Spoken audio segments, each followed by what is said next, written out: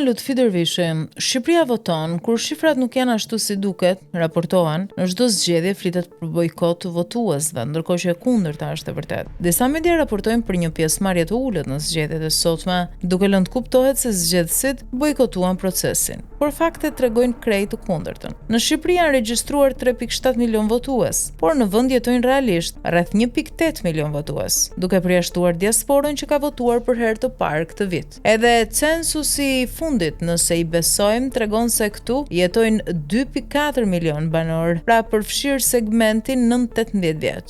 Rezultati paraprak i Komisionit Qendror të Zgjedhjeve thotë se kanë votuar 41.37% e të regjistruarve, pra rreth 1.530.690 votues, pa llogaritur votuesit e diasporës.